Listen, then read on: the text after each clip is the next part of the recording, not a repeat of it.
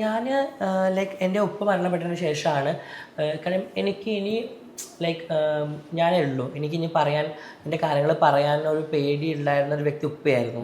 ഉപ്പ മരണപ്പെട്ട് പോയപ്പോൾ പിന്നെ എനിക്ക് തോന്നി ഇനി പറയാം, ഉമ്മയോട് പറയാം, അങ്ങനെ പറഞ്ഞ് ഡിക്ലറേഷൻ ചെയ്ത വ്യക്തിയാണ്. ഓൾറെഡി ആഷിനോട് പറഞ്ഞു. പക്ഷെ സർജറിനെ കുറിച്ച് ഞാൻ ഇപ്പോഴാണ് പ്ലാൻ ചെയ്യുന്നത്. അതുവരെ എനിക്ക് സർജറിനെ കുറിച്ച് ഞാൻ ബോധവല്ലായിരുന്നു. പിന്നെ കൊച്ചിയിൽ വന്നതിന് ശേഷമാണ് കുറേ ഫ്രണ്ട്സിനൊക്കെ കണ്ടു, എൻ്റെ പല ഫ്രണ്ട്സിനെ മീറ്റ് ചെയ്ത് അവരോടൊക്കെ ചോദിച്ച് സർജറി കാര്യങ്ങളൊക്കെ ചോദിച്ച് സമയത്താണ് പിന്നെ ഓക്കെ എന്നാൽ ചെയ്യാം. പിന്നെ എനിക്ക് തോന്നി ദുബായ് നന്നായിട്ട് മിസ്സും ചെയ്യുന്നുണ്ട്. അപ്പോൾ ദുബായിലേക്ക് തിരിച്ച് റിട്ടേൺ പോകണം, എൻ്റെ ബിസിനസ് നോക്കണം, ഒന്നുകൂടെ എൻ്റെ ലൈഫ് സ്റ്റൈലൊക്കെ ഒന്നുകൂടെ അടിപൊളി ആക്കണം എന്നൊക്കെ വിചാരിച്ചിട്ടാണ്. അപ്പോൾ എന്തായാലും ദുബായിലേക്ക് പോകണമെങ്കിൽ അഫ്കോഴ്സ് നമ്മൾ പെണ്ണായിട്ട് തന്നെ പോകണമല്ലോ. അപ്പോഴാണ് പിന്നെ സർജറിനെ കുറിച്ച് അപ്പോഴാണ് പ്ലാൻ ചെയ്തത്.